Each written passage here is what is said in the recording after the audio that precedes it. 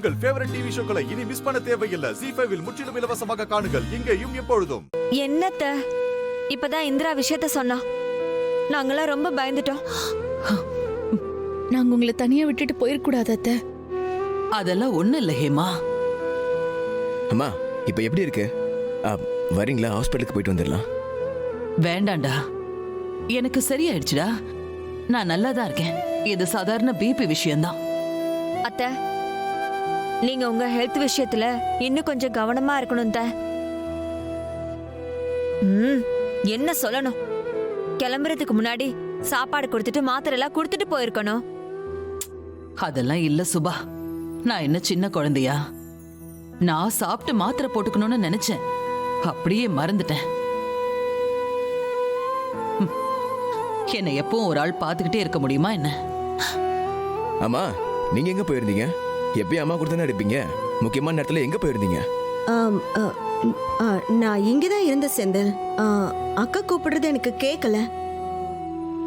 ஆமா, நீ சும்மா இருந்தா கேட்டிருக்கோம். ஏதாவது ஒண்ணு பண்ணிக்கிட்டே இருப்ப. நல்ல வேளை அந்த நேரம் பார்த்து இந்திரா வந்தா. அத்த, தெய்வம் தான் அத்த இந்திராவை வீட்டுக்கு கூட்டிட்டு வந்திருக்கு. இல்லனா அவளும் எங்க கூட இப்படி லேட்டா தான் வந்திருப்பா. ஏதோ வேலை இருக்குன்னு வந்தா. நல்ல வேலை. எல்லாம் கடவுளோட புண்ணியம் தான் அத்த.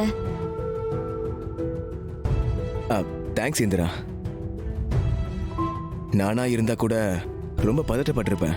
நீ உடனே மாத்திரை கொடுத்து அம்மாவை கரெக்ட் டைம்ல சரி பண்ணிருக்க. ஆமாண்டா, எனக்கு மயக்கம். என்ன நடக்குதுன்னே புரியல. நீங்க யாரு பார்த்திருந்தாலும் கொண்டு போய் ஹாஸ்பிட்டல் அட்மிட் பண்ணி தான் என்ன பார்த்திருப்பீங்க. ஆனா அங்க போறதுக்குள்ள எனக்கு என்ன ஆயிருக்குமோ. அத்த, இந்திரா தான் மாத்திரையை கொடுத்து என்ன போட்டுக்க வச்சு என் கை காலெல்லாம் அமுக்கி விட்டு ஜூஸ் எல்லாம் கொடுத்து என்ன பாத்துக்கிட்டா. அக்கா, இதெல்லாம் ஒரு பெரிய விஷயமா? எல்லாம் செய்யறது தானக்கா. நீ சும்மாரு. தப்பு பண்ண அவளை கண்டிக்கிறோம்ல. இன்னைக்கு அவ நல்லது பண்ணிருக்கா. அதையும் நாம பாராட்டணும். ரொம்ப தேங்க்ஸ் அத்தை. ஒரு குடும்பத்தை எப்படி பேலன்ஸ் பண்ணி எடுத்துட்டு போகணும்னு நீங்க தான் எனக்கு சொல்லி தரீங்க. நாங்க எல்லாருமே அதைத்தான் ஃபாலோ பண்றோம்.